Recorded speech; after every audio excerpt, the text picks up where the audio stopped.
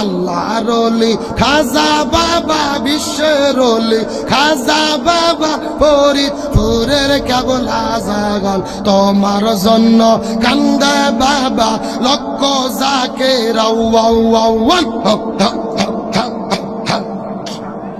কথা কোন দুই কান্তর দুই ফেরেশতা আছে না নাই?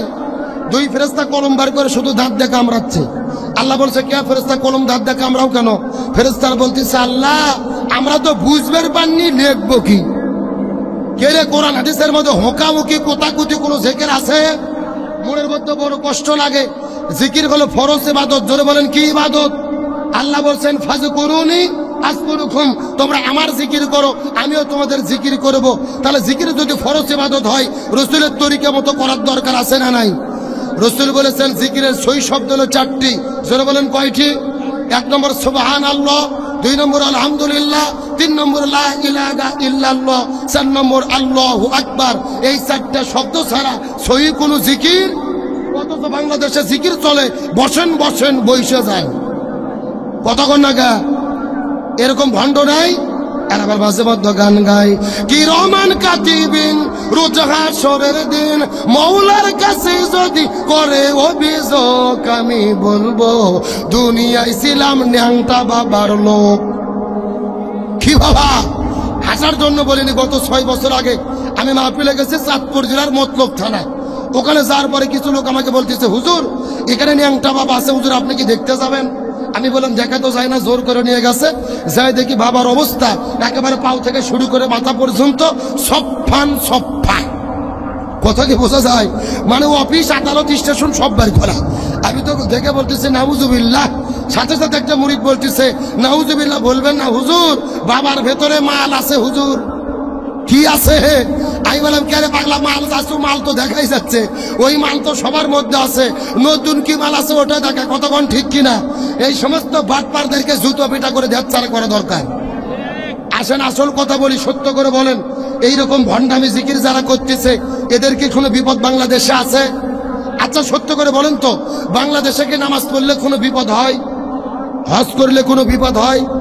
যাকাত দিলে কোনো বিপদ হয়? জিকির করলে কোনো বিপদ হয়? একটা মাত্র ইবাদত বাংলাদেশে করলে বিপদ হয়। আপনারা কি বলতে পারবেন ওই ইবাদতের নাম কি?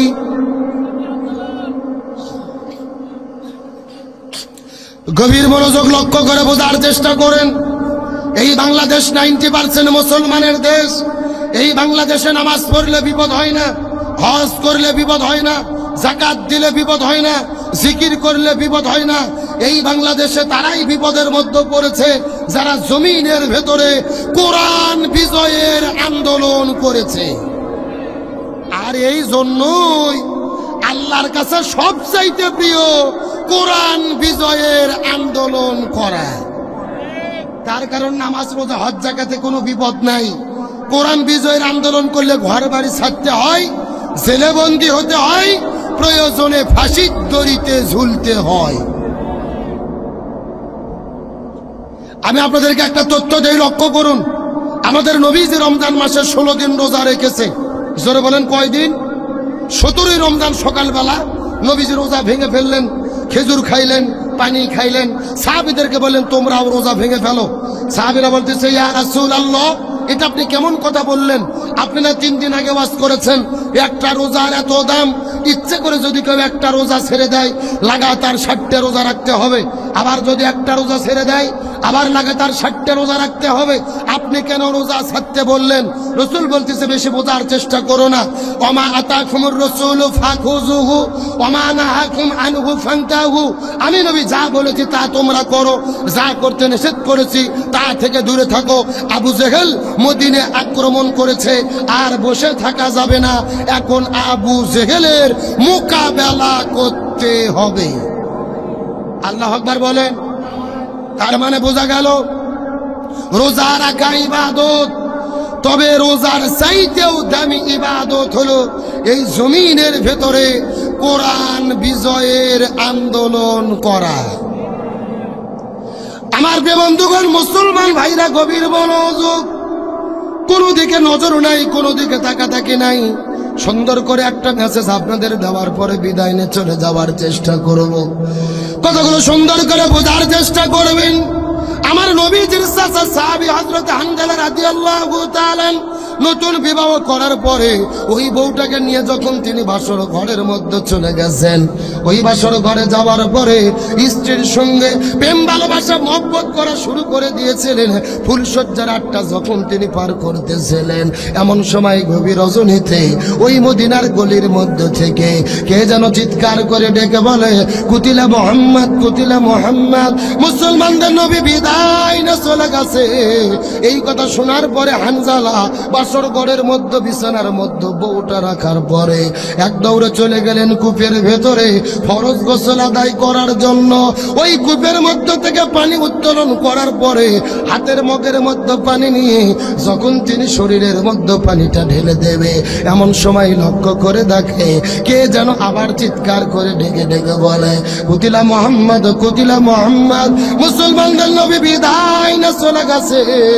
এই কথা শোনার পরে হানজালা ওই গোসলের পানিটা কূপের মধ্যে ফেলে দেওয়ার পরে এক দৌড়ে চলে গেলেন বাসর ঘরের ভেতরে, হাতের মধ্যে তরোয়াল নিয়ে বউটাকে বাসর ঘরে রেখে তরোয়াল নিয়ে যখন তিনি উহুদের ময়দানে দৌড়ানো শুরু করলেন, পেছন দিক থেকে বিবি ডাকতে বলে, স্বামী গো, আপনি তো যুদ্ধের ময়দানে চলে যাবেন, আমার কোনো আপত্তি নেই, আপনি জিহাদের ময়দানে চলে যান ও গো স্বামী, কিন্তু আপনার তো ফরজ গোসল বাকি আছে, আপনি গোসল বাকি রেখে কেমন করে যুদ্ধের ময়দানে যুদ্ধ করতে যাবেন?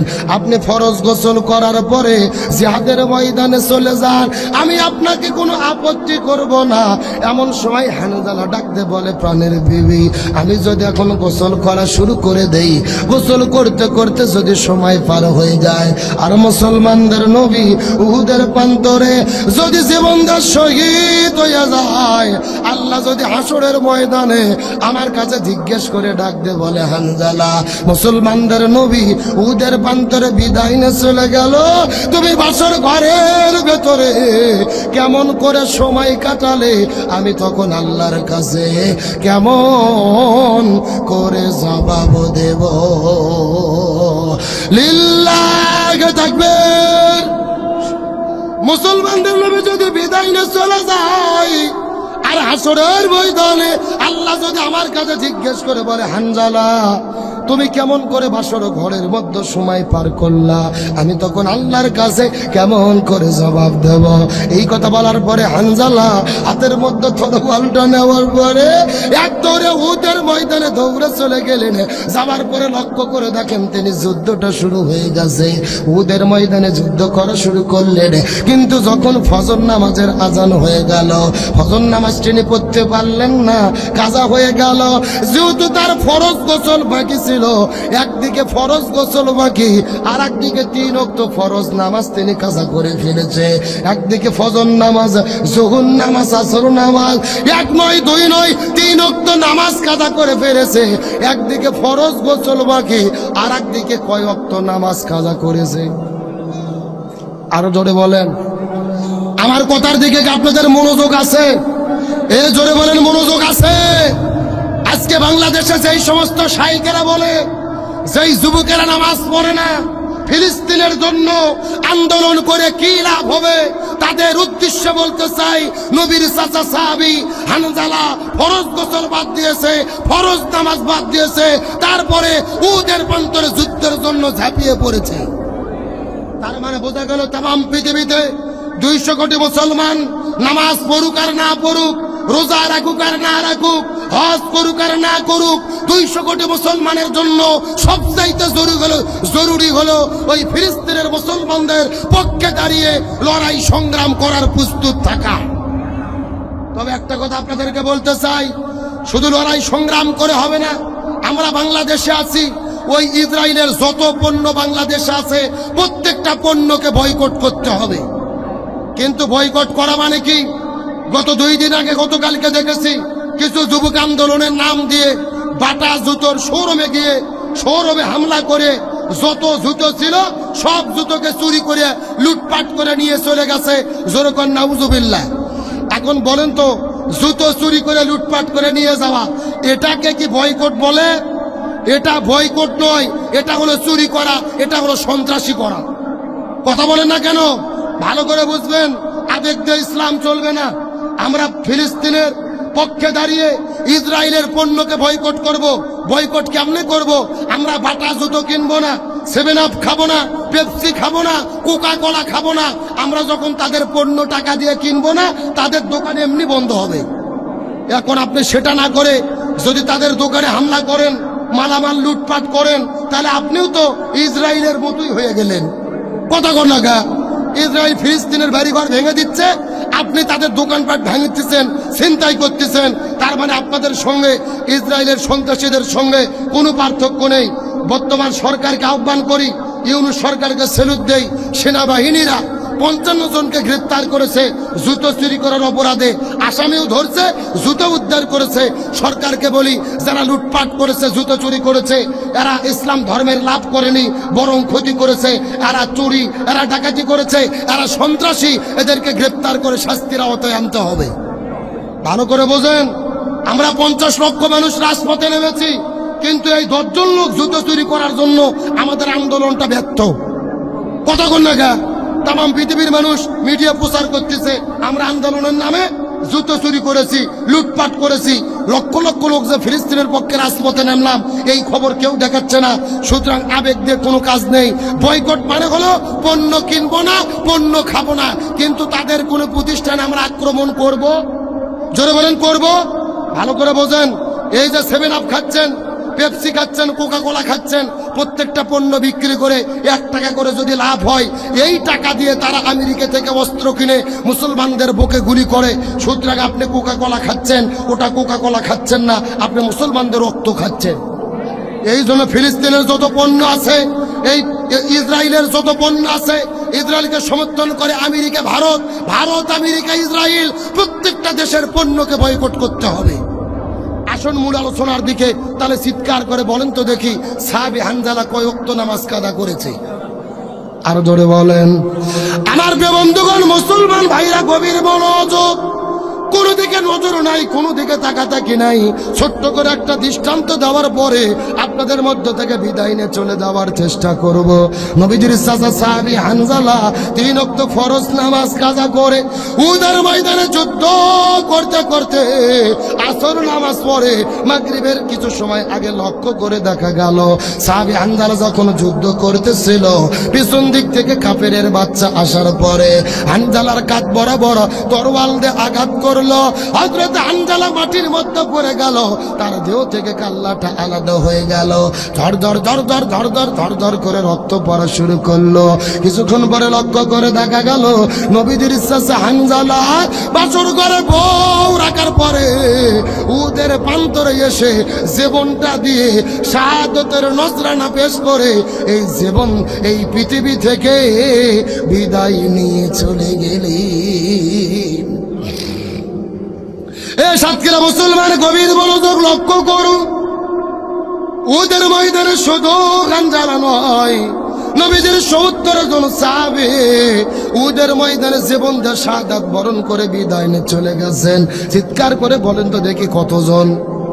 আজকেও যারা মক্কা মদিনায় হজ আর উমরা করার জন্য যান, ওই মদিনায় গেলে কিন্তু দেখতে পারবেন, মদিনায় উহুদ পাহাড়ের পাদদেশে একই জায়গার ভেতরে 70 জন সাহাবীর কবর দিয়ে রাখা হয়েছে। চতুর্দিক থেকে প্রাচীর দিয়ে আবদ্ধ করে রাখা হয়েছে। আমার নবীজি বড় দয়া করে, মায়া করে, মহব্বত করে করে, কান্না করে করে আমাদের নবীজি নিজে হাতে 70 জন সাহাবীকে আমাদের নবীজি কবরস্থ করে রেখেছে। এ সাতক্ষীরা মুসলমান, গভীর মনোযোগ লক্ষ্য করুন। ওই মদিনায় যাওয়ার পরে লক্ষ্য করে দেখলাম, ওই মদিনার মধ্যে হাজার হাজার পাহাড় দেখা যায়, কোন পাহাড় কিন্তু অতটা লাল না। উহুদ পাহাড়কে যত পরিমাণ লাল দেখা যায়, আমি মদিনার মানুষদেরকে জিজ্ঞেস করে বললাম, মদিনার মানুষেরা, এই মদিনার ভেতরে হাজার হাজার পাহাড়ের ভেতরে কোন পাহাড় তো এতটা লাল দেখা যায় না, উহুদ পাহাড়কে এত পরিমাণ লাল কেন দেখা যায় বলো তো দেখি? এমন সময় মদিনার মানুষেরা ডাকতে বলে, হুজুর, আমরা কিতাবের মধ্যে পড়েছি, পূর্বপুরুষদের কাছে শুনেছি, আমাদের নবী যখন যুদ্ধ করার জন্য উদের প্রান্তরে ছুটে এসেছিল। পেছন দিক থেকে কাফেরের বাচ্চারা যাওয়ার পরে নবীজির মাথার হেলমেটের মধ্যে যখন আঘাত করেছে, নবীজির মাথার হেলমেটটা ভেঙে দুই ভাগ হয়ে গেছে। এক ভাগ যখন নবীজির মুখের মধ্যে ঢুকে পড়েছে, নবীজির দন্দান মোবারকটা শহীদ হয়ে গেছে। নবীজির মুখের মধ্যে থেকে চড় করে যখন রক্ত পড়া শুরু করলেন, একটা ফোঁটা রক্ত যখন মদিনার মধ্যে পড়েছে, পুরো মদিনা থরথর করে কাঁপা শুরু করেছে। আর একটা ফোঁটা রক্ত যখন উহুদ পাহাড়ের নিচে পড়েছে, পুরো উহুদ পাহাড়টা কাঁপতে সাদা আর কালো থেকে লাল আকার ধারণ করেছে। লিল্লাহি তাকবীর। আমি নবী না চিনিলাম, কি ভুল করিলাম। আমি নবী না চিনিলাম, কি ভুল করিলাম। ভস্মে ঢালিলাম ঘি, মানুষ হইয়া জন্ম লইয়া মানুষের করিলাম কি। আমি মানুষ হইয়া জন্ম লইয়া মানুষের করিলাম কি। আমার নবীজির বুকে রক্ত পড়ার কারণে পুরো মদিনা লালে লাল হয়ে গেল। আমাদের নবী উহুদের প্রান্তরে দাঁড়িয়ে হাউমাউ করে কান্না করা শুরু করলেন। কিছুক্ষণ পরে নবীজি লক্ষ্য করে দেখতে পারলেন, ওই মদিনার ভেতর থেকে একটা সুন্দরী মেয়ে বের হওয়ার পরে হাউমাউ করে কান্না করে উহুদের প্রান্তরের দিকে যখন দৌড়ে চলে আসে, নবীজি লক্ষ্য করে দেখতে পারলেন এই মেয়েটির হাতের মধ্যে মেহেদি, পায়ের মধ্যে মেহেদি। নবীজির বুঝতে বাকি রইল না, এই মেয়েটি বাসর ঘরের মধ্য থেকে উহুদের ময়দানে দৌড়ে চলে এসেছে। নবীজি আস্তে করে মেয়েটির কাছে যাওয়ার পরে ডাক দিয়ে বলে, মা তুমি বাসর ঘরের মধ্য থেকে উহুদের প্রান্তরে কেন দৌড়ে চলে এসেছো জানতে চাই। মেয়েটি ডাক দিয়ে বলে, ইয়া রাসূলুল্লাহ, আপনি কি আমাকে চিনতে পেরেছেন? আমি তো সেই মেয়ে গতকালকে বিকেল বেলা আপনার চাচা হানজালার সঙ্গে আপনি যেই মেয়েটিকে বিবাহ করে দিয়েছিলেন। ওগো নবীজি, আপনার কি মনে পড়ে গতকালকে বিকেল বেলা আপনার চাচা হানজালার সঙ্গে আপনি যেই মেয়েটিকে বিবাহ করে দিয়েছিলেন? আপনার চাচা আমাকে বিয়ে করার পরে আমাকে নিয়ে যখন বাসর ঘরের মধ্যে চলে গেছে, বাসর ঘরে যখন প্রেম ভালোবাসা চলতেছিল, আমাদের মধ্যে যখন ফুলসজ্জা রাত পার হইতেছিল, গভীর রজনীতে মদিনার গলি থেকে কে যেন চিৎকার করে ডেকে বলে, ফানা যুদ্ধ শুরু হয়ে গেছে, মুসলমানদের নবী জমিনের মধ্য থেকে বিদায় নিয়ে চলে গেল। এই কথা শোনার পরে আপনার চাচা হানজালা আমাকে বাসর ঘরে রেখে উহুদের ময়দানে দৌড়ে ছুটে চলে এসেছিল। ওগো নবীজি, আমি জানতে পেরেছি কিছুক্ষণ আগে আমার স্বামী এই জমিন থেকে বিদায় নিয়ে চলে গেছে, শাহাদাত বরণ করেছে। ওগো নবীজি, আপনি ভুল বুঝবেন না, মনের মধ্যে কোনো কষ্ট নেবেন না। আমার স্বামী জমিন থেকে বিদায় নিয়ে চলে গেছে, এই জন্য আমি কোনো কান্না করি না রে। আমার কান্না করার কারণ হলো আমার স্বামীর ফরজ গোসল বাকি আছে। আপনি একটু আমার স্বামীর জন্য গোসলের ব্যবস্থাটা করে দেবেন। লিল্লাহি তাকবীর।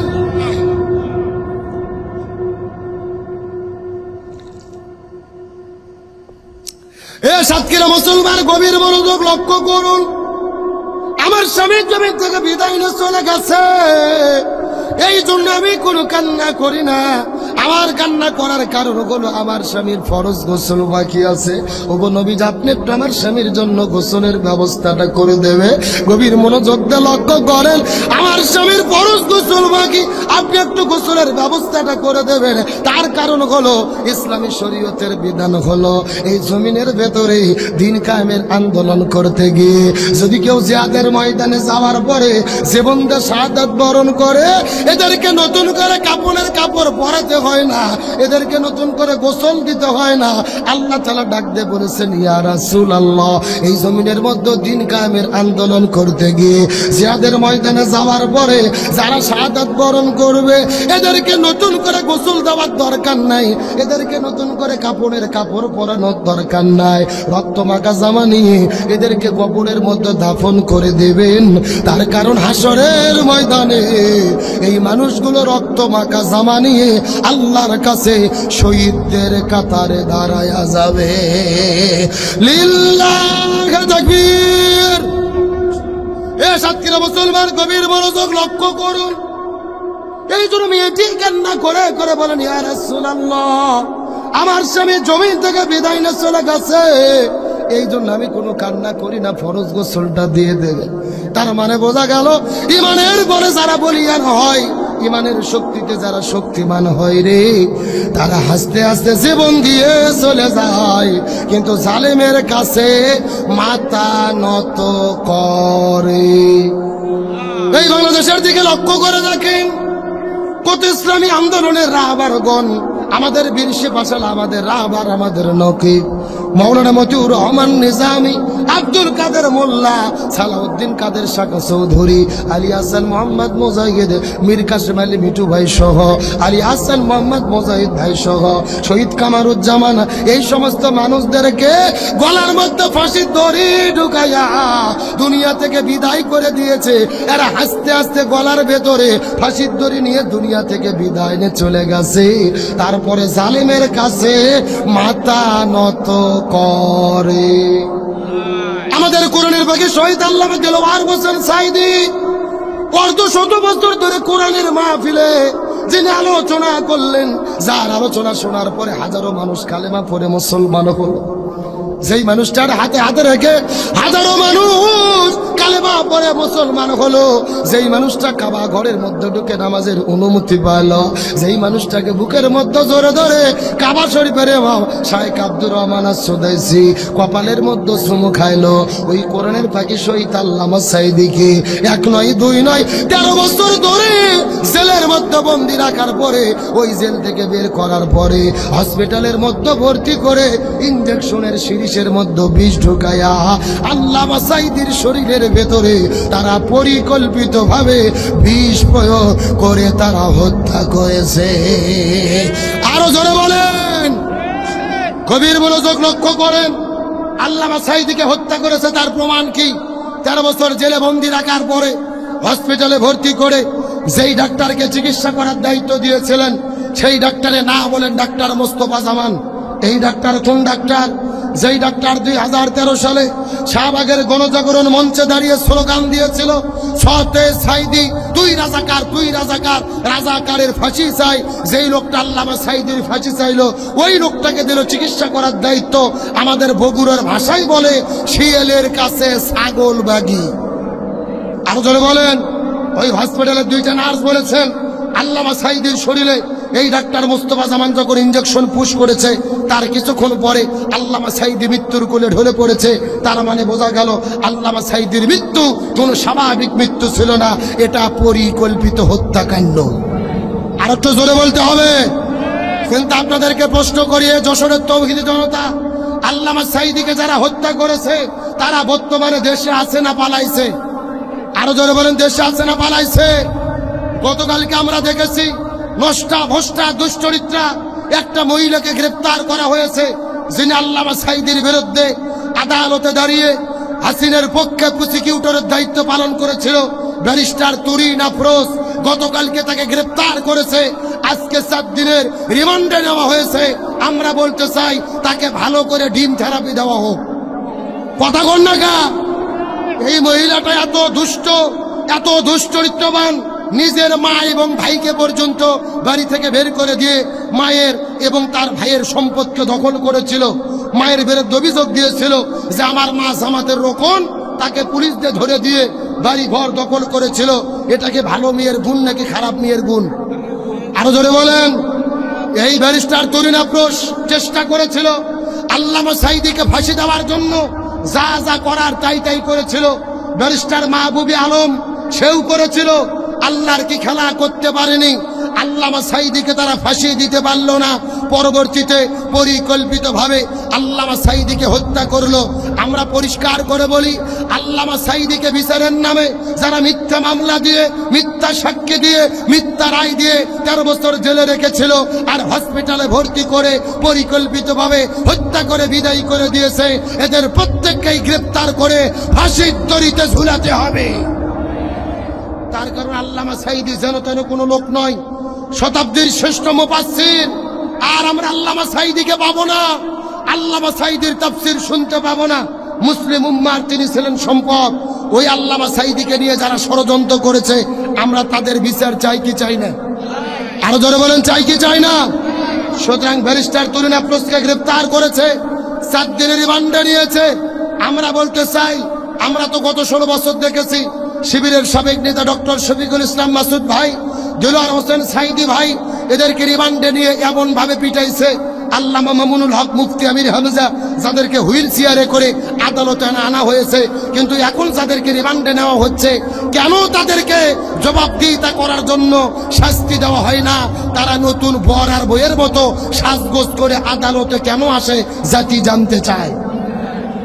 আলেমদের হাতে হাত করা, আর এরা নতুন জামা পরে জামাই আদরে আদালতে আসে কেন? প্রশাসনদের জিজ্ঞাসা করি, সঠিকভাবে তাদেরকে জবাবদিহিতা আনেন, তাদেরকে প্রমাণ করেন। এই বাংলার জমিনে আলেমদের বিরুদ্ধে যারা কাজ করেছে, এদের বিচার বাংলার জমিনে হতেই হবে। আমরা বিচার চাই কি চাই না? আলেমদের বিরুদ্ধে লেগেছেন, 2000 মানুষদেরকে হত্যা করেছে। যেই গণহত্যার মহানায়িকা স্বৈরাচার হাসিনা ভারতে পালিয়ে আছে স্বামীর দেশে। কথা কর না কে? এটা তো আমার কথা নয়, আর দলের একটা মন্ত্রী বলেছিল যে ভারতের সঙ্গে আমাদের সম্পর্ক হলো স্বামী স্ত্রীর সম্পর্ক। কি সম্পর্ক? এখন আমরা পরিষ্কার করে বলি, মাঝে মধ্যে হাসিনা বলে যে আমি সীমান্তের কাছে আছি, যে কোনো সময় শর্ট করে ঢুকে পড়তে পারি। যখন কি করে আমরা বলতেছি, ম্যাডামকে আপনি আসেন, এটা তো আপনার বাবার দেশ, আপনার স্বামীর দেশ, আপনার দেশ, আপনি আসেন, আপনি শর্ট করে দেশে আসবেন, আর আমরা আপনাকে ফট করে আয়না ঘরে ঢুকে দেবো। কেন কথা কর না গা? আচ্ছা, ও শর্ট করে ঢুকবে, আমরা কি ফিডার খাবো, আঙুল চুষবো? আমরা কোথায় ঢুকে দেবো? বুবু আইবা, তুমি আইবা গো, এইবার আইসা বুবু ক্ষমতা পাইবা না। একটু জোরে ঠিক বলেন।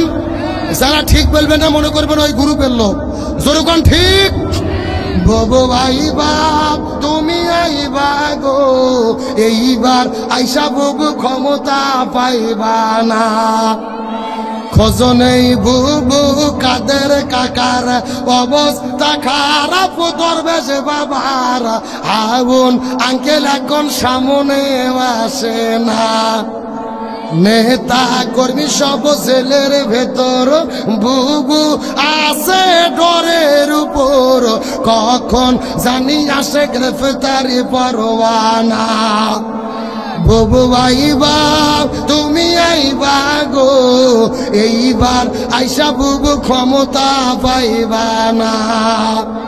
বয়স তোমার 80 বছর, ডাকছে বুবু তোমায় কবর, দাফন হবে কোথায় সেইটা ভাবলা না। বুবু আইবা, তুমি আইবা গো, এইবার আইসা বুবু সিয়ার পাইবা না। কথা বলেন ঠিক কিনা? আল্লাহর কোরআন বলেছে, কুতিবা আলাইকুমুল কিসাস, জীবনের পরিবর্তে জীবন, হাতের পরিবর্তে হাত, পায়ের পরিবর্তে পা, চোখের পরিবর্তে চোখ। এই আয়াতের ডিজিটাল ব্যাখ্যা হলো আয়না ঘরের পরিবর্তে আয়না ঘর। তার কারণ বলেন তো, আয়না ঘরকে আমরা তৈরি করেছি নাকি ওরাই করেছে? আমাদের প্রিয় ভাই ব্রিগেডিয়ার আমান আজমি, ব্যারিস্টার আরমানকে 13 বছর আয়না ঘরে বন্দি করে রেখেছে। সূর্যের আলো দেখতে দেয়নি, বাইরের বাতাস দেখতে দেয়নি, এমনকি আজান যখন হতো আজানের বক্সে গান বাজায়া আজান পর্যন্ত শুনতে দিত না। সুতরাং ডক্টর ইউনূস সরকারকে বলতে চাই, ওই স্বৈরাচার এমপি মন্ত্রী যত দোষর গ্রেপ্তার হয়েছে, এদের জেলে রেখে জামাই আদর করলে হবে না, এদের প্রত্যেকেই আয়না ঘরে বন্দি করে রাখতে হবে। আমার কথার সঙ্গে কি একমত? জোরে বলেন একমত। আলোচনা কি চলবে? কারা কারা চলবে না হাত তোলেন। আপনাদের কি ঘুম ধরতেছে? জোরে বলেন আলোচনা কি চলবে? তাহলে চিৎকার করে বলেন আলোচনা চলছে, চলছে, কোনো ওটাউটি করা যাবে? এই যে লক্ষ্য করেন, যেই ব্যারিস্টার তুরিন আফরোজের কথা আপনাদের মধ্যে বললাম, আজ থেকে 6 বছর আগে এই ব্যারিস্টার তুরিন আফরোজের সঙ্গে আমার একটা টক শো হয়েছিল। আপনারা কি বলতে পারেন? যুবকেরা দেখেছেন সোশ্যাল মিডিয়ার ভেতরে ওই বঙ্গবন্ধুর ভাস্কর্যের মূর্তি নিয়ে ডিবেট হয়েছিল, টক শো হয়েছিল। আমি ছিলাম মূর্তি হারাম, এটা প্রমাণ করতে হবে। আরো মূর্তি ভাস্কর্যের পক্ষে যুক্তি দিয়েছিল। সর্বশেষ যখন যুক্তি দিয়ে তর্ক দিয়ে পারিনি, আমি যুক্তি দিয়ে কোরআন হাদিস দিয়ে বুঝে দিয়েছি। সর্বশেষ তুরিন আফরোজ আমাকে বলেছিল, মাওলানা আব্দুল সালাম আপনাকে আই লাভ ইউ। এই যুবকেরা ভিডিও দেখছো না? আমাকে ডাইরেক্ট একবার আই লাভ ইউ বলেছিল। আমরা তুরিন আফরোজকে বলতে চাই, তুমি আই লাভ ইউ বলেছো, আবার তুমি স্বৈরাচারের দালালি করেছো। এতদিন তুমি কেন পালিয়েছিলে? আলেমদের বিরুদ্ধে তুমি লেগেছিলে, জবাব তোমাকে পেতেই হবে। তার কারণ আমরা জানি এই ব্যারিস্টার তুরিন আফরোজ তো সেই নিয়ে বাংলাদেশের 116 জন আলেমের বিরুদ্ধে নামের লিস্ট করেছিল। এই 116 জন বক্তার বিরুদ্ধে নামের লিস্ট করেছিল জেলের মধ্যে বন্দী করার জন্য। এই যে ব্যারিস্টার তুরিন আফরোজ, আল্লাহর কি খেলা! তুমি আলেমদের লিস্ট করলে, আজকে তুমি জেলখানার ভেতরে ঢুকলে ডিম থেরাপি খাচ্ছ। এ কথা কর না গা, এগুলো কার ফয়সালা? আল্লাহ বলেন আমাকারু আমাকার আল্লাহ আল্লাহু খায়রুল মাকিরিন। তারাও ষড়যন্ত্র করে, আল্লাহ কৌশল অবলম্বন করে। কার কৌশল বিজয় হয়? তার মানে বোঝা যায় আলেমদের বিরুদ্ধে যারা লাগে পৃথিবীতে তাদের লাঞ্ছিত করে কে? ব্যারিস্টার তুরিন আফরোজ আর কালামানিক ছিলেন না? কালামানিক, বিচারপতি কালামানিক, এই দুইজন মিলে 116 জন আলেমের বিরুদ্ধে লিস্ট করেছিল। আল্লাহর কি খেলা! বিচারপতি কালামানিক ভারত পালিয়ে যেতে শুরু করেছিল ছেলের দিয়ে। আপনারা কি জানেন? 15,000 টাকা দিয়ে নৌকো ভাড়া করেছিল। আল্লাহর কি খেলা! যেই লোক ভাড়া করছে ওই লোক টাকা গুনে নিয়ে ময়নাক জনগণক ধরে দিতে। কথা কোন থাকে? আর জনগণ ধরে এমন মার দিয়েছে, একেবারে কলার পাতার যেরকম ছোট বাচ্চা আমরা খাতনা করে শুয়ে রাখি, ওই রকম ময়নাক শুয়ে রাখছে। কার খেলা? কার খেলা? তুমি ছিলে বিচারপতি, অথচ পৃথিবীতেই তুমি কলার পাতা ছুঁয়েছিলে। আজকে জেলের ভেতরে বন্দী কালামানিক বন্দী হয়েছে, ব্যারিস্টার তুরিন আফরোজ বন্দী হয়েছে। তার বিরুদ্ধে ফাঁসি দিয়েছিল এসকে সিনহা, সেও দেশ ছাড়া প্রমাণ হয়েছে। আল্লামা সাঈদীর বিরুদ্ধে যেই লেগেছে, আল্লাহ তাদেরকেই পৃথিবীতে লাঞ্ছিত করেছে। আর ডক্টর মুস্তফা জামান, তারও বিচার আমরা চাই কি চাই না? হাসিনা পালিয়ে আছে ভারতে, ভারত থেকে লন্ডনে যেতে চেয়েছে, ভিসা পাই নাই। কানাডায় যেতে চেয়েছে, ভিসা পাই নাই। কোরআনের পাখি আল্লামা সাঈদী বলেছিল, এমন একটা সময় আসবে স্বৈরাচাররা পালানোর জন্য ইঁদুরের গর্ত খুঁজে পাবে না। আল্লামা সাঈদী যেই বক্তব্য দিয়ে বিদায় নিয়ে চলে গেছেন, আজকে স্বৈরাচার হাসিনার সঙ্গে 100% সেই বক্তব্য মিলে গেছে। তার মানে বোঝা গেল যুগে যুগে মাজলুমদেরকে সাহায্য করে কে? আর জালেমদেরকে পৃথিবী থেকে বিদায় করে দেয় কে? আল্লাহ তাআলা নমরুদকে মশার কামড়ে বিদায় করেছে, ফিরাউনকে পানিতে চুবানি খেয়ে বিদায় করেছে, আবু জেলকে মাছ এবং মাছের বাড়ি খেয়ে ছোট বাচ্চাদের আঘাতে বিদায় করেছে। আর স্বৈরাচার হাসিনাকে আল্লাহ বিদায় করেছে ছোট ছোট বাচ্চাদের হাওয়া দিয়ে। কার খেলা? জোরে বলেন কার ফয়সালা? এই জন্য জালেমের পক্ষে থাকা যাবে না, মাজলুমদের পক্ষে থাকতে হবে। আল্লাহ মাজলুমদের বিজয় দান করবে ইনশাআল্লাহ। তাহলে চিৎকার করে বলেন তো দেখি, সাহাবী হানজালার কি গোসল বাকি? আরো জোরে বলেন। আলোচনা কি চলবে? চলবে। তবে এখন যদি অনুমতি দেন, আমি মহিলাদের জন্য 2 মিনিট কিছু বলবো। বলার দরকার আছে না নাই? আমার যে বন্ধুগণ মুসলমান ভাইরা, গভীর মনোযোগ, আপনাদের গুরুত্বপূর্ণ আলোচনাটা অবশ্যই করব। তবে মা বোনদের জন্য 2 মিনিট কিছু আমি আলোচনা করতে চাই। আমাদের নবী মিরাজের রজনীতে সর্বপ্রথম ওই জান্নাতটা পরিভ্রমণ করতে গেলেন। ওই জান্নাতটা পরিভ্রমণ করার পরে যখন জান্নামের মধ্যে চলে গেছে, ওই জান্নামে যাওয়ার পরে লক্ষ্য করে দেখে ওই জান্নামের ভেতরে হাজার হাজার মহিলাদেরকে আগুন দিয়ে দাউ দাউ দাউ দাউ করে জ্বালানো হচ্ছে। এই মহিলাগুলো জোরে জোরে চিৎকার করে চেঁচামেচি করতেছে। আর মহিলাদের মাথার উপরে বসে কিছু কাকগুলো বসে থেকে তাদের মাথার মগজগুলো ঠুকুরে ঠুকুরে ঠুকুরে খাচ্ছে। এই দৃশ্য দেখার পরে নবীজির মনটা বড় খারাপ হয়ে গেল। জিবরাইলকে জিজ্ঞেস করলেন, হ্যাঁ ভাই জিবরাইল, এই সমস্ত মহিলাকে তুমি দয়া করে বলো তো দেখি। জিবরাইল ডাকতে বলে, ইয়া রাসূলুল্লাহ, এই মাত্র আল্লাহর পক্ষ থেকে আমার কাছে খবর চলে এসেছে, আল্লাহ তাআলা জানাই দিয়েছে, ইয়া রাসূলুল্লাহ, এই পৃথিবীর ভেতরে আপনার যত উম্মত আছে, এই উম্মতের ভেতরে অধিকাংশ মহিলারা জাহান্নামে যাবে। অধিকাংশ মহিলাগুলো যাবে কোথায়? এই কথা শোনার পরে নবীজির মনটা বড় খারাপ হয়ে গেলেন। জিবরাইলকে জিজ্ঞাসা করলেন, হে ভাই জিবরাইল, অধিকাংশ মহিলা কেন জাহান্নামের মধ্যে যাবে বলো তো দেখি। এমন সময় জিবরাইল ডাকতে বলে, ইয়া রাসূলুল্লাহ, অধিকাংশ মহিলা জাহান্নামের মধ্যে যাবে, এর পেছনে অনেকগুলো কারণ রয়েছে। তার ভেতরে প্রধানত কারণ হলো দুইটা। জোরে বলেন কয়টা? আরো জোরে। সাউন্ড নাই। আপনাদের কষ্ট হচ্ছে? পেছনের লোকজন যে একবারে মুখ খুলেই না, হা করে চাই। আর এ ভাই, আলোচনা কি চলবে? এই যে মাঝখান দিয়ে ভাঁজ দেওয়া আছে, এই পাশে এক ভাগ, ওই পাশে আর এক ভাগ, আপনারা মুখ বন্ধ করে থাকেন। আপনারা বলেন তো দেখি, অধিকাংশ মহিলা জাহান্নামে যাবে, তার পেছনে কারণ হলো কয়টা? আরো জোরে। আপনারা মুখ বন্ধ করেন, আপনারা বলেন তো দেখি, অধিকাংশ মহিলা জাহান্নামে যাবে, তার পেছনে কারণ হলো কয়টা? ওরে বাবা, কে রে, ভাগ করে দিয়ে না সাউন্ড বাজতেছে?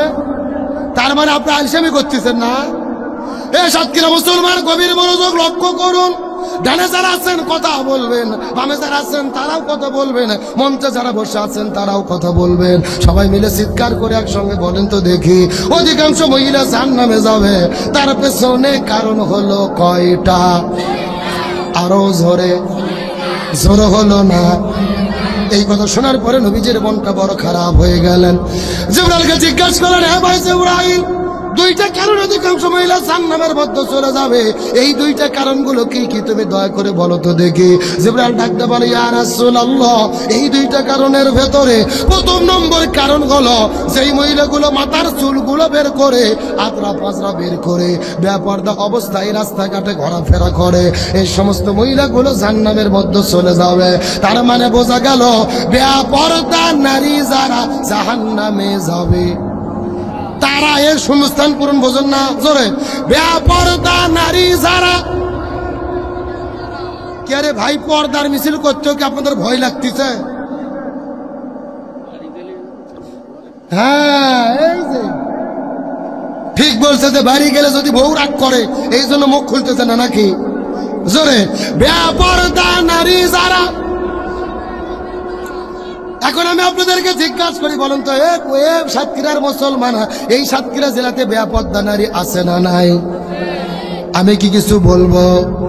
সাতক্ষীরা জেলার মা বোনদের ধরন বলিতে লাগে শরম। সকালবেলা, আরে সকালবেলা বোরকা পরে, বিকেল বেলা ওর নানাই দাদা ভাই, ডিজিটাল দেশ বুঝিয়ে টাই। কতক্ষণ কতক্ষণ সকালে এমন ভাবে বোরকা পরে, সেনার কোনো বুদ্ধি, আর বিকেলে বোরকা তো দূরের কথা, শরীরে ওড়না পর্যন্ত থাকে না। এ কথা কোন না গা। আর ওড়না যদি পরে, আমার দিকে তাকান তাকান, এরকম হাতের মধ্যে নেই, শুধু পেঁচাই পেঁচাই পেঁচাই, একেবারে পেঁচে পেঁচে দড়ির মতো সেকন করে গলার মধ্যে দিয়ে পেছন দিক দিয়ে ফেলে দেয়। আছে না নাই? আচ্ছা বলেন তো, পেছনে ঢাকার কি কিছু আছে? এগুলো পর্দা না বাটপারি? আরে নারীগুলো ঘরের শোভা, স্বামীর সেবা করে, এখন উল্টো দেখে নারীরা সব স্বামীকে ধরে মারে। ঠিক ঠিক। কারা কারা বইয়ের হাতে মার খাচ্ছেন একটু হাত উঠান তো দেখি। এ উঠান উঠান।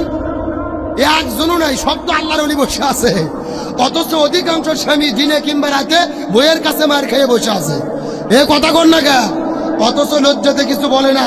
কিন্তু আমি আপনাদের কথা বলতে চাই, আমাদের দেশে যেরকম স্বামীকে মারা বউ আছে, একই রকম বউকে মারা স্বামী আছে না নাই? এমনও স্বামী আছে বউ গরুর মতো পিঠেই। ধরে বলেন কিসের মতো? হাতের মধ্যে একটা লাঠিনে বউ মারা শুরু করছে, বলছে তুই আব্বা না বলা পর্যন্ত তোর মায়ের বন্ধ হবে না। বউ মার সহ্য করতে না পারে, বলছে আব্বা। পরের দিন ওই শয়তান হুজুরের ফোন দিয়ে বলতেছে, হুজুর বউ তো আব্বা বলছে, ফতুয়া কি? আমি বললাম ফতুয়া পরে আগে তোদের বাটাম ফাটাতে হবে। হে কথা কর না কে? তার কারণ বলেন তো, বউ কি মারা যাবে? কে বলে বউকে মারা যাবে না? বউকে কখন কখন মারা যাবে আমি কি বলবো? আমার দিকে তাকান। বউ যদি শরীয়ত বিরোধী কাজ করে, ইসলাম বিরোধী কাজ করে, জেনা ব্যভিচার করে, তখন বউকে মারা যাবে। এখন মারবেন কই কই? আমার দিকে তাকান। মাথা বাদ, মুখ বাদ, পেট বাদ, পিঠ বাদ, কোমর বাদ, মাজা বাদ, হাঁটুর থেকে শুরু করে নিচ পর্যন্ত। কথা কি বুঝেছেন? আর যেই ভেদটা মারবেন, এই ভেদের পরিমাপ হবে 1 বিঘের অর্ধেক, মানে হলো 1 মুষ্টি। এই ওয়াজ আমি গত 4 বছর আগে গাইবান্ধা জেলাত করেছি। একটা যুবক লাফ দিয়ে উঠে বলতেছে, হুজুর 1 মুষ্টি ধরবো কি আর মারবো কি? তখন আর একজন বলতেছে, হুজুর ধরার পরে যদি কোনো মতো মাথা বার হয়ে থাকে, ওই মাথাতে ঘুতো দেবো হুজুর। এরকম বাটপার আছে না নাই? ও তাও ভোগ মারবে। এখন বলেন তো, ভোগ মারলে কি বউ ঠিক হবে? না, রসুল বলেছেন মহিলাদের সৃষ্টি করা হয়েছে বাম পাজরের বাঁকা হার দিয়ে। জোরে বলেন কি হার? এখন বাঁকা হারও যদি হাতুর দেবারে সোজা করতে চান, সোজা হবে? ভেঙে মচকে যাবে। এই জন্য বউদেরকে মারে নয়, বউদের ভালোবাসা দিয়ে সোনা ময়না কলজে টিয়ে পাখি বলে আপন করতে হবে। জোরে বলেন সুবহানাল্লাহ। এইবার মেয়ে মানুষ যা খুশি হয়েছে ভাই, যেই রকম হুজুরি তো দরকার। তাহলে চিৎকার করে বলেন, বেপরদা নারী যারা। আরো জোরে বলেন, বেপরদা নারী যারা। এই কথা শোনার পরে নবীজির মনটা বড় খারাপ হয়ে গেলেন। জিবরাইলকে জিজ্ঞাসা করে বলেন, হে ভাই জিবরাইল, অধিকাংশ মহিলা 2টা কারণে জাহান্নামের মধ্যে চলে যাবে। তার মধ্যে 1 নম্বর হলো বেপরদা নারী। 2 নম্বর কারা জাহান্নামের মধ্যে যাবে বলো তো দেখি? জিবরাইল ডাকতে বলে, ইয়া রাসূলুল্লাহ, এই 2 নম্বর প্রকার হলো তারা যেই মহিলাগুলো স্বামীর কথা শোনে না, স্বামীর আনুগত্য করে না, স্বামীর কথা মতো জীবন পরিচালনা করে না। এই সমস্ত মহিলাগুলো জাহান্নামের মধ্যে যাবে। তার মানে বোঝা গেল, স্বামীর অবাধ্য স্ত্রী যারা জাহান্নামে যাবে। চিৎকার করে বলেন, বেপরদা নারী যারা, স্বামীর অবাধ্য স্ত্রী যারা। এখন বলেন, বেপরদা নারী এই সাতক্ষীরা জেলার মধ্যে আছে না নাই? আরো জোরে বলেন। আমার বন্ধুগণ, মুসলমান ভাইরা, গভীর মনোযোগ লক্ষ্য করুন। আর একটা মিনিট আমি মহিলাদের জন্য আলোচনা করে সামনের দিকে অগ্রসর হতে চাই। মহিলারা যদি পর্দার বিধানগুলো মেনে না চলে, আল্লাহ তাদের কবরের ভেতরে কেমন আযাব দেবে লক্ষ্য করে বোঝার চেষ্টা করবেন। ওই পাকিস্তান দেশের করাচি শহরের ভেতরে একটা বাস্তব সত্য ঘটনা ঘটেছিল। আল্লামা তারেক জামিল রহমতুল্লাহ আলাইহি তার কিতাবের মধ্যে বর্ণনা করে বলে, ওই পাকিস্তান করাচির ভেতরে একটা সুন্দরী মেয়ে একদিন জমিন থেকে বিদায় নিয়ে চলে গেল। ওই মেয়েটির মৃত্যুর পরে মানুষেরা কবর খুঁড়তে গেল, কিন্তু কবর খুঁড়তে খুঁড়তে যখন কবর করা শেষ হয়ে যাবে, এমন সময় লক্ষ্য করে দেখে রে, ওই কবরের ভেতরে 1 নয় 2 নয় 99টা বিষাক্ত সাপ এসে হাজির হয়ে গেছে। কয়টা সাপের কথা বললাম? এ সাতক্ষীরা মুসলমান, গভীর মনোযোগ লক্ষ্য করুন। মানুষেরা বড় আশ্চর্য হয়ে গেল। প্রথম কবরটা বাদ দিয়ে 2 নম্বর কবরটা যখন খনন করা শুরু করলেন, 2 নম্বর কবর যখন খনন করা শেষ হয়ে যাবে, লক্ষ্য করে দেখতে পারে ওই 2 নম্বর কবরের ভেতরে 99টা সাপ চলে এসেছে। 2 নম্বর কবর বাদ দিয়ে যখন 3 নম্বর কবরটা খনন করা শুরু করলেন, 3 নম্বর কবরের ভেতরেও 99টা সাপ দেখার পরে পাকিস্তান দেশের বড় বড় হুজুরদেরকে ডাকা হলো, আলেমদেরকে ডাকা হলো, মুফতি মুহাদ্দিস কে ডাকা হলো, দেখি ফতোয়া দেন তো দেখি, এই মেয়েটির জন্য 3টা কবর খনন করা হয়েছে, 3 কবরের মধ্যে কেন 99টা করে সাপ চলে এসেছে? এমন সময় পাকিস্তান দেশের ভেতরে সমস্ত মুফতিরা মিলে ফতোয়া দিয়ে দিল, এ পৃথিবীর মানুষেরা, একে একে তোমরা 3টা কবর খনন করেছো, 3টা কবরের ভেতরে 99টা করে সাপ দেখা গিয়েছে। তার মানে বোঝা গেল 3টা কবর কেন? 3000 কবর কেন? 3 লক্ষ আর 3 কোটি কবর কেন? তোমরা যদি কোটি কোটি কবর খনন করো, কোনো লাভ হবে না রে। ওই মেয়েটি যে পাপ করেছে, ওই পাপের কর্মফল তাকে কবরে ভোগ করতে হবে। ওই মেয়েটি দুনিয়ার মধ্যে কি এমন পাপ করলো, যেই পাপ করার কারণে 3টা কবরের মধ্যে 99টা করে সাপ আসলো? জানতে মন চাই কি চায় না? জোরে বলেন, চাই কি চায় না? এ সাতক্ষীরা মুসলমান, গভীর মনোযোগ লক্ষ্য করুন। আলোচনাটা অবশ্যই আপনাদেরকে বলে দেব, আপনাদের জানার যদি দরকার নাও থাকে, মহিলাদের দরকার আছে। আলোচনাটা অবশ্যই আমি আপনাদের মধ্যে করব। তবে এখন আমি আপনাদেরকে নিয়ে চলে যেতে চাই আপনাদের আলোচনার দিকে। ছেলে কি সমস্যা কি? বসো দেখি, বসো। কেন যুবক ছেলেবেলা কিসের পেশাব? পেশাব লাগবে বুড়ো মানুষের, কথা কর না কে? আচ্ছা, আমি যদি হুজুরকে বলি যে হুজুর 10 মিনিট একটু ওয়াজ করেন, আমি পেশাব করে আসি, আপনারা কি আমাকে যেতে দেবেন? কথা কয় না। তে বক্তারে পেশাব না লাগলে শ্রোতার এত কিসের পেশাব? বেশি প্রসাব করা লক্ষণ ভালো না, ডায়াবেটিস হবে, কথা কর না কে? আর বাড়ির বউ থাকলে আরো বিপদ। সামনে আসেন। হ্যাঁ, লক্ষ্য করুন, আলোচনা চলছে চলছে। তাহলে চিৎকার করে বলেন, কবরে কয়টা সাপ? আর জোরে বলেন। আর সাহাবী হানজালার কি গোসল বাকি? এ সাতক্ষীরা মুসলমান, গভীর মনোযোগ লক্ষ্য করুন। আমি এখন চলে যাবো আপনাদের আলোচনার দিকে। সময় যেহেতু কম, আমি আপনাদের আর ব্যাখ্যা দেব না, শর্টকাটে মূল শিক্ষার আলোচনাটা করে বিদায় নিয়ে চলে যেতে চাই। এতক্ষণ পর্যন্ত আপনাদের সেই বিষয়টা বোঝানোর চেষ্টা করলাম। সাহাবী হানজালার কি গোসল বাকি? স্ত্রী কান্না করতে করতে বলে, ইয়া রাসূলুল্লাহ, আমার স্বামীর জন্য আপনি একটু গোসলের ব্যবস্থাটা করে দেবেন। আমার নবীজি সাহাবীদেরকে ডেকে বলে, হানজালার লাশটা তোমরা খুঁজে বের করো, তার জন্য গোসল করে নতুন কাপড়ের কাপড় পরাতে হবে। সাহাবীরা পুরো মদিনার মধ্যে খোঁজাখুঁজি করেছে, কিন্তু দুর্ভাগ্যজনক ব্যাপার হলো পুরো মদিনার ভেতরে খোঁজাখুঁজি করার পরেও সাহাবী হানজালার লাশটা খুঁজে পাওয়া যায়। নবীজির কাছে সাহাবীরা যাওয়ার পরে হাউমাউ করে কান্না করা শুরু করলেন, ইয়া রাসূলুল্লাহ, পুরো মদিনার মধ্যে খোঁজাখুঁজি করেছি, কিন্তু হানজালার লাশটা কোথাও খুঁজে পাইলাম না।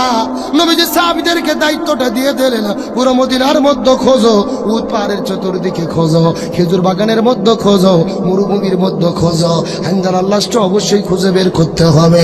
দাফন করা যাবে না, গোসল করে দিতে হবে, নতুন কাপড়ের কাপড় পরাতে হবে। এই কথা বলার পরে সাহাবীরা পুরো মদিনা খোঁজাখুঁজি শুরু করলেন। উট পাহাড়ের চতুর্দিকে খোঁজাখুঁজি করেছে, পুরো মদিনার মধ্যে তিনবার তন্ন বিতন্ন করে খোঁজাখুঁজি করেছে, কিন্তু দুর্ভাগ্যজনক ব্যাপার হলো সাহাবী হানজালার লাশটা খুঁজে পাওয়া যায়। নবীজি টেনশন করে গেলেন, আমাদের সেজদায় চলে গেলেন, হাউমাউ করে করে কান্না করে করে আল্লাহর কাছে দোয়া করে বলেন, আল্লাহ, আপনি আমাকে সাহাবী হানজালার লাশের একটা সন্ধান দিয়ে দেন। এই বলে বলে যখন আমাদের নবীজি কান্না করে করে করে করে দোয়া করা শুরু করলেন, কিছুক্ষণ পরে লক্ষ্য করে দেখা গেল আকাশের মধ্য থেকে ঝরঝর ঝরঝর করে বৃষ্টি পড়ে। নবীজির টেনশনটা আরো বেড়ে গেল, আকাশের মধ্যে মেঘ নেই, কোথায় থেকে বৃষ্টি পড়ে। নবী আবার কান্না করে করে যখন সেজদার মধ্যে চলে গেল, নবীজি কান্না করে করে আবার দোয়া করা শুরু করলেন। ওই সেজদায় যাওয়ার পরে হাউমাউ করে করে যখন কান্না করা শুরু করে দিয়েছেন, আল্লাহর পক্ষ থেকে জিবরাইল আসার পরে বলে, ইয়া রাসূলুল্লাহ, আপনি টেনশন করবেন না, মনের মধ্যে কষ্ট নেবেন না, আপনার সাথে হানজালা, সাহাবী হানজালা গোসল করে ফরজ গোসল বাদ দিয়ে বাসর ঘরটা ছেড়ে দিয়ে বউ রাখার পরে ফরজ গোসল বাদ দিয়ে 3 ওয়াক্ত ফরজ নামাজ কাজা করে উহুদের ময়দানে যুদ্ধ করার জন্য চলে এসেছিল। জিহাদ করতে করতে জীবন দিয়ে বিদায় নিয়ে চলে গেছে।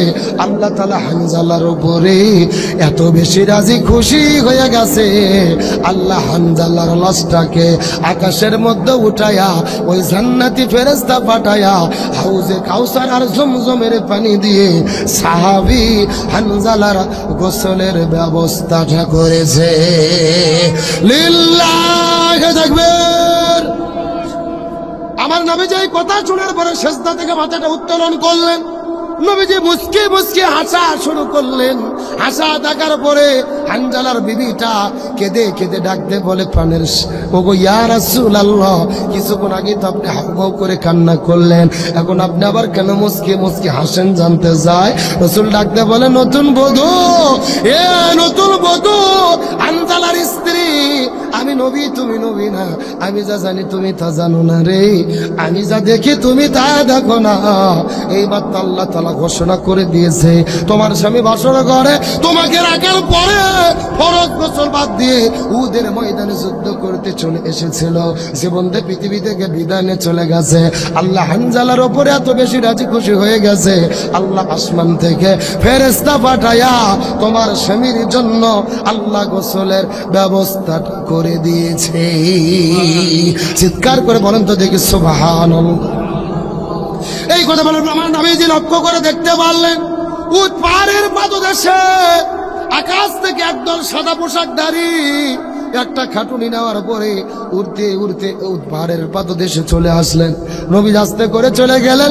ওই সাদা পোশাকধারী দল যখন উট পাহাড়ের নিচে পড়েছে, নবী আস্তে করে চলে গেলেন খাটুনির কাছে।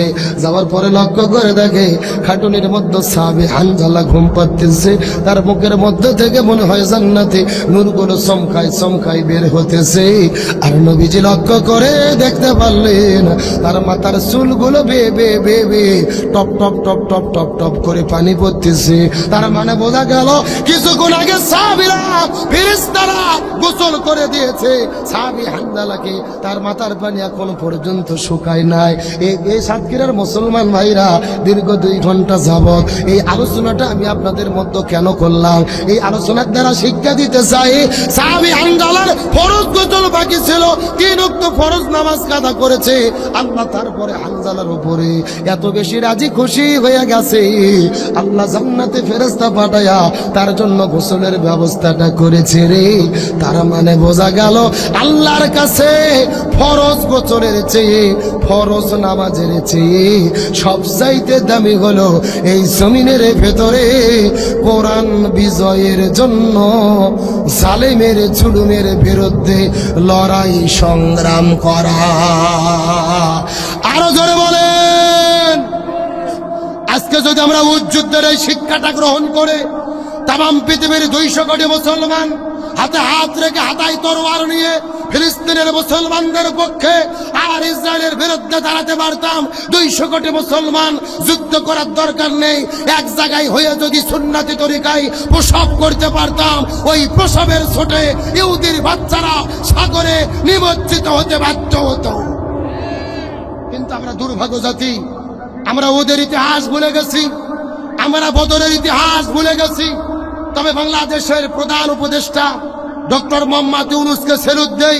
তাম পৃথিবীর মুসলমান দেশগুলো যখন চুপ আছে, সৌদি আরবের রাজাগুলো মুখে কুলু পেটে চোখ বন্ধ করে ঘুম পাচ্ছে, ডক্টর মোহাম্মদ ইউনূস জাতিসংঘে গিয়ে স্পষ্ট করে বক্তব্য দিয়েছে, ইসরায়েল মুসলমানদের হত্যা করতেছে। এটা শুধু মুসলমানের জন্য হুমকি নয়, ইসরায়েলের সন্ত্রাসীরা হলো তাম পৃথিবীর জন্য হুমকি। চোখে চোখ রাগিয়ে কথা বলেছেন।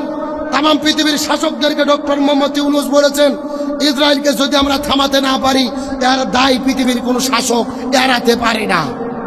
আর যদি আমরা এর সমাধান করতে চাই, ফিলিস্তিনদেরকে স্বাধীন ভূমি দিতে হবে, স্বাধীন একটা দেশ দিতে হবে, এটাই তার সমাধান। ডক্টর মোহাম্মদ ইউনূস যেই বক্তব্য দিয়েছে জাতিসংঘে ফিলিস্তিনের পক্ষে, এটা সৌদি আরবের রাজাও দিতে পারেনি। আজকে মনের মধ্যে বড় কষ্ট, মধ্যপ্রাচ্যের মুসলমান রাষ্ট্র, মুসলমান দেশ, কোথায় রেসেপ তাইয়্যিপ এরদোয়ান, কোথায় সৌদি আরবের রাজা, মুখের মধ্যে কুলু বেটে তারা বসে আছে, তলে তলে আমেরিকার দালালি করতেছে। পরিষ্কার করে বলি, তোমরা চোখ বন্ধ করে ঘুম পাচ্ছিস, ফিলিস্তিনে মুসলমানরা মারা যাচ্ছে, আল্লাহর কাছে তোমাদের জবাব দিতে হবে। সুতরাং ডক্টর মোহাম্মদ ইউনূসের এই উদ্যোগের জন্য আমরা স্বাগত জানাই কি জানাই না? আরে ভাই, আগে তো আমরা বলতাম ডক্টর ইউনূস হলো সুদখোর, যেরকম কি খুর। আমরা যখন ডক্টর ইউনূসের পক্ষে ওয়াজ করি, এখন কিছু কিছু লোক বলে, হুজুর আপনারা তো সুদের ওয়াজ ভুলেই গেছেন। কথা কি বোঝেন নাই?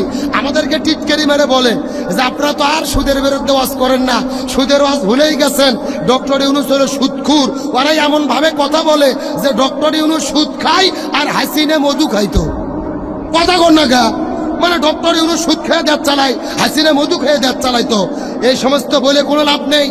বাংলাদেশ চলে সুদের অর্থনীতি, একটা কথা ভালো করে বোঝেন, বাংলাদেশ চলে সুদের অর্থনীতি দিয়ে। সুদের অর্থনীতি যতদিন থাকবে, যাকাত ভিত্তিক অর্থনীতি যতদিন কায়েম না হবে, ততদিন হাসিনাও যা, ডক্টর ইউনূসও তা, খালেদা জিয়াও তা, তারেক জিয়াও তা, জামাতের আমিরও তা। ভালো করে বোঝেন, বিভ্রান্ত হবেন না। বাংলাদেশ চলে সুদের অর্থনীতি। আজকে যদি জামাত ক্ষমতায় যায়, আমাকেই যদি রাষ্ট্রের প্রধান বানিয়ে দেন, আমিও সুদ বন্ধ করতে পারবো না। সুদ বন্ধ হবে কখন? বাংলাদেশের ইসলামপন্থীরা, জামাত ইসলাম, চরমনাই, হেফাজত, সব ইসলামী দলগুলো মিলে 151টি আসনে জয় হয়ে যদি তারা সংসদে গিয়ে আইন পাশ করে সুদকে নিষিদ্ধ করে যাকাত ভিত্তিক অর্থনীতি কায়েম করতে পারে, তখনই একমাত্র সুদ বন্ধ হতে পারে। আমরা আওয়ামী লীগকে বলতে চাই, এতই আপনারা সুদের বিরুদ্ধে দাঁড়িয়ে আল্লাহর ওলি হয়েছেন, 16 বছর তো আপনারা দেশ চালাইছেন, সুদ কেন বন্ধ করেননি? কথা কন না কেন? আসলে মূলত তারা সুদের বিরুদ্ধে না, তারা হলো মূলত ডক্টর ইউনূসের বিরুদ্ধে। ভালো করে বোঝেন, ইউনূসকে তাড়ানোর ষড়যন্ত্র চলতেছে। ডক্টর ইউনূস না হয়ে অন্য কেউ যদি ক্ষমতা নিত, আমরা 3 মাসও বাংলাদেশে টিকতে পারতাম না। ওই সেনাবাহিনী আবার ক্ষমতা নিয়ে স্বৈরাচার হাসিনাকে বাংলাদেশে ঢুকে দিত। একমাত্র ডক্টর ইউনূসের জন্য এখনো দেশ ভালো আছে। ভারতেরা ষড়যন্ত্র করে হার মানতে বাধ্য হয়েছে। আমরা তো আগে জানতাম ডক্টর ইউনূস হলো আমেরিকার দালাল, ইউরোপের দালাল। ঈদের 3 দিন আগে যখন চায়না গেল, তখন দেখলাম ডক্টর ইউনূস হলো চীন দেশের হাইনান প্রদেশের গভর্নরের উপদেষ্টা। আল্লাহু আকবার বলবেন না? তার মানে ডক্টর ইউনূস শুধু আমেরিকান না, শুধু ইউরোপের না, শুধু চায়নার না, ডক্টর ইউনূস হলো বিশ্ব লিডার। তিনি হলেন বিশ্ব নেতা। এতদিন আমরা তাকে চিনতে পারিনি, তার মূল্যায়ন করতে পারিনি। তাম পৃথিবীর সবচাইতে সম্মানিত পুরস্কার হলো 3টে। জোরে বলেন কয়টা? 1 নম্বর নোবেল পুরস্কার, 2 নম্বর আমেরিকান প্রেসিডেন্সিয়াল অ্যাওয়ার্ড, আর 3 নম্বর মার্কিন কংগ্রেশনাল অ্যাওয়ার্ড। এই 3টা পুরস্কার পৃথিবীর মাত্র 12 জন ব্যক্তি পেয়েছে। তার মধ্যে একজন হলো ডক্টর মোহাম্মদ ইউনূস। আল্লাহু আকবার বলবেন না? আল্লাহু আকবার বলবেন না? আমরা দোয়া করি আল্লাহ তাআলা ডক্টর মোহাম্মদ ইউনূসের নেক হায়াত দান করুক, বলেন আমিন। আরো দেশটা ভালোভাবে পরিচালনা করার তৌফিক দিক, বলেন আমিন। আজকে তামাম বাংলাদেশে জনমত তৈরি হচ্ছে। আমি আমার ফেসবুকে একটা পোস্ট করেছিলাম, ডক্টর ইউনূসকে আপনারা কতদিন ক্ষমতায় দেখতে চান? 95% মানুষেরা তাদের মতামত জানিয়েছে যে আরো অন্তত 5 থেকে 10 বছর ডক্টর ইউনূস ক্ষমতায় থাকা দরকার। তামাম বাংলাদেশের মানুষ একমত হয়ে গেছে। বিএনপি, জামাত, জাতীয় পার্টি সব রাজনৈতিক দলকে বলবো, ইউনূসের বিরুদ্ধে লাগবেন না। প্রয়োজনে ইউনূসকে সমর্থন করেন, তাকে সাহায্য করেন। গত 54 বছরে দেশ যতটা পিছিয়ে গেছে, 5টা বছর সময় যদি ইউনূসকে আমরা দিতে পারি, 54 বছরের পিছিয়ে থাকা বাংলাদেশকে ডক্টর ইউনূস আগাইয়া নিয়ে যেতে সক্ষম। কিন্তু আমরা সেটা বুঝতে পারতেছি না, ষড়যন্ত্র করতেছি কেমনে তাকে সরান যায়। কথা কন। তাহলে চিৎকার করে বলেন, প্রয়োজনে জামাত থেকে 4 জন, বিএনপি থেকে 10 জন, আরো কিছু লোক সরকারের মধ্যে ঢুকে ডক্টর ইউনূসকে রেখে দেন। পিনাকি দাদা প্রস্তাব দিয়েছে, প্রয়োজনে তারেক জিয়াকে উপপ্রধান উপদেষ্টা বানায়া হলেও কয়েক বছর ইউনূসকে দিয়ে দেশ যদি চালানো যায়, এই দেশ এমন শক্তিশালী হবে, মালয়েশিয়া, সিঙ্গাপুর হবে, এতে কোনো সন্দেহ নেই। আমরা পৃথিবীর বুকে মাথা উঁচু করে দাঁড়াতে পারবো। আল্লাহ তাআলা আমাদেরকে সঠিক বুঝ দান করুক, বলেন আমিন। আরো জোরে বলেন আমিন। তাহলে চিৎকার করে বলেন, নামাজ রোজার চাইতেও, ফরজ গোসলের চাইতেও আল্লাহর কাছে সবচাইতে প্রিয় কি? বিজয়ের আন্দোলন করা। আরো জোরে বলেন। এই জন্য আল্লাহর কোরআন বলেছেন, ওমা ওয়াসাইনা বিহি ইব্রাহিম ওয়া মূসা ওয়া ঈসা আন আকিমুদ্দিন ওয়া লা তাতাফাররাকু ফি। আল্লাহর কোরআন বলে, এ সত্যিকারের মুসলমান কান খাড়া করে শোনেন, আল্লাহর কোরআন বলেছেন, এই পৃথিবীতে আমি মূসা, ঈসা, ইব্রাহিম আলাইহিস সালাম যত নবী রাসূল প্রেরণ করেছি, সব নবী রাসূলের দায়িত্ব ছিল তারা যেন জমিনে দ্বীন কায়েম করে। ওয়া লা তাতাফাররাকু ফি, তোমরাও যদি মুসলমান হও, দ্বীন কায়েমের আন্দোলন করো। এই ব্যাপারে কোনো দলাদলি করা যাবে না। কার কথা? ভালো করে বোঝার চেষ্টা করেন। কোরআনের 82 জায়গার মধ্যে আল্লাহ বলেছেন, আকিমুস সালাহ ওয়া আতুজ যাকাত, নামাজ কায়েম করো, যাকাত প্রদান করো। তবে নামাজ আর যাকাত নিয়ে ওয়ালা তাতাফাররাকু ফি, তোমরা দলাদলি করো না, এমন কথা আল্লাহ কোরআনের কোনো জায়গায় বলেনি। আল্লাহর কোরআন বলেছেন, ওয়ালিল্লাহি আলান নাসি হিজ্জুল বাইত, যদি তোমাদের সামর্থ্য থাকে হজ করো, তবে হজের ব্যাপারে ওয়ালা তাতাফাররাকু ফি, তোমরা দলাদলি করো না, এমন কথা আল্লাহ কোরআনে বলেনি। আল্লাহর কোরআন বলেছেন, কুতিবা আলাইকুমুস সিয়াম, রমজান মাসে রোজা ফরজ করলাম, রোজা রাখো, তবে রোজার ব্যাপারে ওয়ালা তাতাফাররাকু ফি, তোমরা দলাদলি করো না, এমন কথা আল্লাহ কোরআনে বলেনি। কিন্তু আল্লাহর কোরআন বললেন, আনা কিমুদ্দিন, তোমরা দিন কায়েম করো, ওয়ালা তাতাফাররাকু ফি, এই ব্যাপারে কোনো দলাদলি করো না। তার মানে আল্লাহ খুব ভালো করে জানে, নামাজ, রোজা, হজ, যাকাত, জিকির, তাসবিহ কোনো কিছু নিয়ে জমিনে দলাদলি হবে না। যত দলাদলি হবে কোরআন বিজয়ের আন্দোলন নিয়ে। আল্লাহর কথার সঙ্গে কি আপনারা একমত? এই যে লক্ষ্য করেন, আমার প্রিয় বড় ভাই বসে আছে, নাম কি? তোফাজ্জল হোসেন। লক্ষ্য করুন, এইরকম একটা বৃদ্ধ চাচা, সাতক্ষীরা জেলার, 80 বছর বয়স, মাথার টুপি, মুখের মধ্যে দাড়ি, সামনের কাতারে নামাজ পড়ে। এইরকম একটা হুজুর যাইয়া ওই চাচাকে বলতেছে, চাচা আপনি তো নামাজ ঠিকই পড়েন, বাংলাদেশে কোরআন কায়েম করতে হবে, ইসলামকে বিজয় করতে হবে। তখন ওই চাচা লাফতে উঠে বলতেছে, এই হুজুর রাজনীতি করে রে। কতক্ষণ তার মানে ওর কাছে নামাজ রোজা হজ যাকাত ভালো লাগে, আল্লাহর জমিনে আল্লাহর দ্বীন কায়েম ভালো লাগে। একেবারে সোজা কথা, যার কাছে নামাজ রোজা হজ যাকাত ভালো লাগে কিন্তু আল্লাহর জমিনে আল্লাহর দ্বীন কায়েম ভালো লাগে না, এরাই হলো টাটকা মুনাফিকের গোষ্ঠী। কারণ মুনাফিকের সর্দার ছিল আব্দুল্লাহ ইবনে উবাই। মুনাফিকের সর্দার কেন হলো? কারণ হলো দুইটা, নবীর পিছেই নামাজ পড়তো। এক নম্বর নবীর নেতৃত্ব মানেনি, দুই নম্বর জমিনে দ্বীন কায়েমের বিরোধিতা করেছে। তার মানে বোঝা গেল মুসলমান পরিচয় দিয়ে এই বাংলাদেশে দ্বীন কায়েমের বিরোধিতা করবে যারা, মনে করবেন মুনাফিকের খালাতো ভাই তারা। সুতরাং আল্লাহর কাছে সবচাইতে প্রিয় হলো কোরআন বিজয়ের আন্দোলন করা। এই বাংলাদেশের স্বাধীনতার 54 বছর পার হয়ে গেছে, একদল ক্ষমতায় এসেছে আর একদল ক্ষমতার থেকে চলে গেছে, আমরা শান্তি খুঁজে পাই নাই। সুতরাং শান্তি পাওয়ার জন্য আজকের আলোচনার ঘোষণা, এই বাংলাদেশে সব দল দেখা শেষ, আগামীতে আলেমদের নেতৃত্বে কোরআনের বাংলাদেশ। সুতরাং বাংলাদেশে কোরআনকে বিজয়ী করে ইসলামী আন্দোলনের কর্মী হয়ে এই কোরআনকে বাংলার জমিনে বিজয় করতে, ইসলামী আন্দোলনের কর্মী হয়ে কাজ করে শপথ নিতে কারা কারা রাজি আছেন? দুটি হাত আল্লাহকে তুলে দেখান।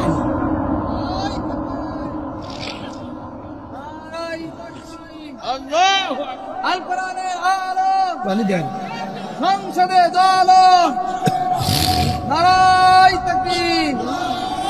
লক্ষ্য করেন, আমার দিকে তাকান। আমি আলোচনার মাধ্যমে বুঝাতে চেয়েছি, বাংলাদেশে যদি শান্তি চাই, বাবার নীতি, বেটির নীতি, মেয়ের নীতি, স্বামীর নীতি, স্ত্রীর নীতি, চাচার নীতি, চাচির নীতি দিয়ে এই জমিনে শান্তি হবে না। শান্তির জন্য কোরআনের নীতি প্রয়োজন। আমার কথার সঙ্গে একমত? সুমন ভাই, কয়টা ছবি নেন? আলোচনা কি চলবে? কথা বলেন, চলবে? কবরের মধ্যে কয়টা সাপ? ভুলে গেছেন নাকি আপনারা? আলোচনা কি চলবে? কারা কারা চলবে না হাত তোলেন। হ্যাঁ, এইবার বোঝা গেছে, ঘুম ধরছে। সত্য সত্য কারা কারা চলবে সবাই হাত তোলেন তো দেখি। লিল্লাহি তাকবীর। নাই সাওনাগের মতন হাত নামান। আচ্ছা শোনেন, আপনাদের সাতক্ষীরা জেলা থেকে ফুটবল খেলা হয়, বিয়ে খেলা হয় না? এক পাশে যারা বিয়ে করছে তারা, আর এক পাশে যারা বিয়ে করেনি তারা, এরকম খেলা হয় না? এখন একটা তাকবীর দেবো, প্রথমে তাকবীর দেবে যারা বিয়ে করেনি তারা, তারপরে তাকবীর দেবে যারা বিয়ে করেছে তারা। দেখি কাদের সাউন্ড বেশি দেখার দরকার আছে না নাই? প্রথমে হাত উঠো অবিবাহিত কারা কারা দেখি। যারা যারা বিয়ে করুনি অবিয়ে, এই ছেলেমেয়ের হাত তোলো। যারা যারা বিয়ে করুনি হাত তোলো, অবিবাহিত হয়। লিল্লাহি তাকবীর। মাশাআল্লাহ, হাত নামান। এখন যারা যারা বিয়ে করছেন, বাবা যারা মুরব্বীরা, যারা যারা বিয়ে করেছেন হাত তোলেন তো দেখি। লিল্লাহি তাকবীর। কি বড় ভাই, সাউন্ড কোনটা বেশি? আপনারা বিয়ে করছেন এই জন্য বলতেছেন নাকি?